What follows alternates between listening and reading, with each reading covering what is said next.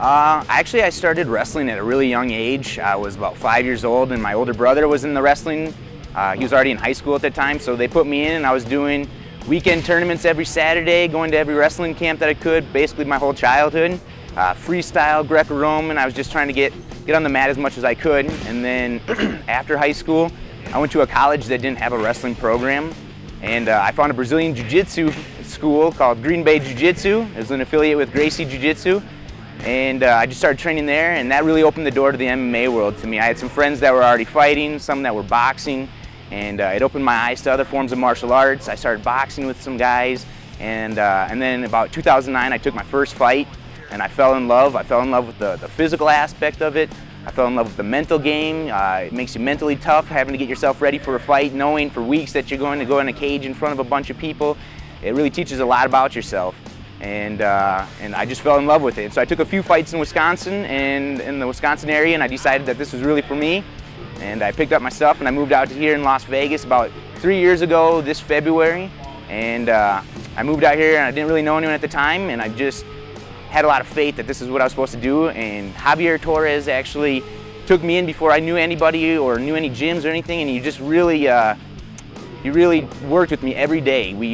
I moved in with him. We trained together every day, hours every day, and he put so much time and effort into me. It really crafted my game, and here I am. I'm still loving the sport, still fighting, still training people, and I just love it. So I feel I'm going to be doing this for the rest of my life. My favorite strike or submission would have to be whatever one that knocks him out, I guess. It's a different one each fight, you know. It's overhand right's always fun if you can connect. You know, I like rear naked chokes. Whatever you can lock in, each fight is different. So whatever one makes itself available is my favorite one, I guess, for that fight. One of my biggest inspirations would have to be my brother Mike Wasselkoff. He really just taught me how to have a life by design, how, you know, writing down your goals and achieving the things that you want in life, no matter what it is. Not even just MMA, but in your relationships with people in life, with your faith, with your sports, your jobs, whatever you want. You know, he really taught me how that life isn't just a series of occurrences that happen to you, but really, you know, how you react to each one and design the life that you want. And that's why I'm here today. Is he taught me to have faith and to believe in myself, and that I can achieve whatever I want. And that's why I'm here today.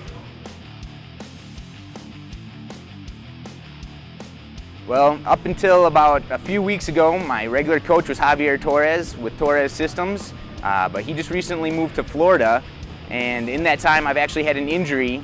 I herniated 2 discs in my neck, so I've been out of training for a little bit, been working on that, but I'm going to be back stronger than ever.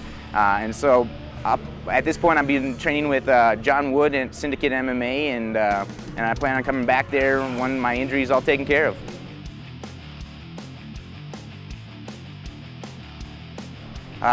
Honestly, I like taking things to the ground. You less chance of getting hurt, but it depends on the fight. You know, if the guy's a lot taller than me and he's got a longer reach, obviously I want to use my wrestling, take him to the ground, and go for the submission. If I feel my striking, you know, I like to test it out a little bit at the beginning. If my striking feels up to par, then I'll keep him stand up, because I like boxing. I like, you know, hitting people. It's fun. So it really depends on the fighter and where the fight is going.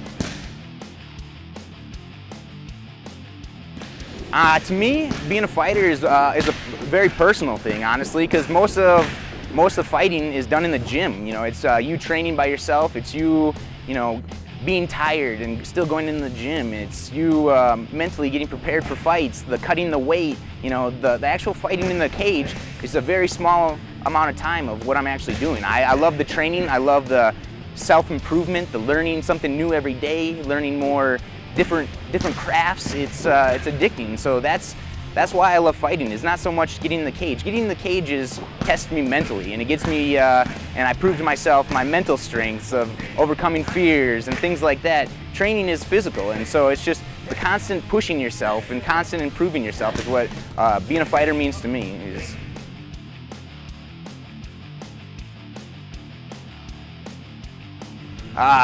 I live for this. I live for fighting. I love it. It's my passion. I think about it. I dream about it. I write my goals down. I look at them every day, and it's just a feel like it's a true calling. I've been doing this, I've been cutting weight. I started cutting weight when I was like 6th grade, I think, in wrestling. I started like watching my diet, so cutting weight is super natural to me. I'm able to cut 15 pounds a day of weigh-ins and I feel great. And I walk around at 185, 190 and I fight at 170 and I feel great. And I feel my mental strength is probably is my strongest point. Because when you go in the cage, it's all mental. You know, training in the gym is all physical. Going in the cage is mental, and I feel I've got a very strong mental game because of my faith and just my experience. I've been doing this for a long time.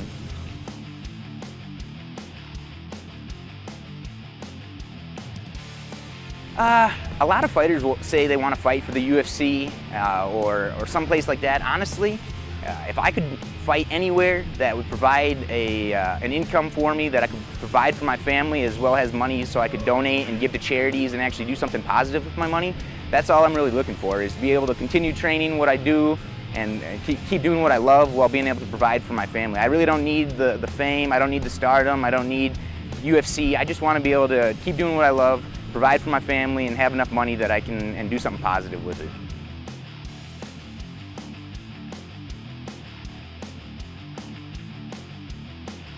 I want my legacy to, I don't know, people think of me differently than a fighter. I want to break that stereotypical, that thought of a fighter. You know, I've met a lot of fighters that follow that stereotype, and I just want to show people that I'm not an angry person. I'm not wanting to go out there and hurt somebody. I'm doing something that I love.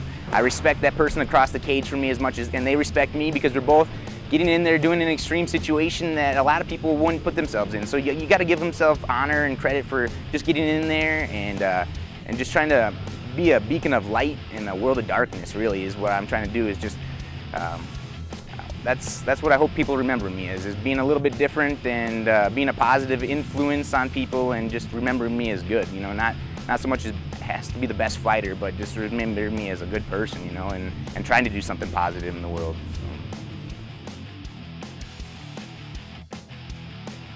Right now I fight at 170. I've been really working my way down to get to 155. My first 3 fights I was walking around at like 205 and I would cut down to 185. And then when I moved to Las Vegas, I went on this like vegan diet for a couple months and I got myself walking down around 180, 185 and I cut down to 170. And I just keep on training, and I kind of cut out lifting, and I've been really working on starting to walk around 170 so I can cut to 155 and compete there. So I feel I'll have my best chance at 155.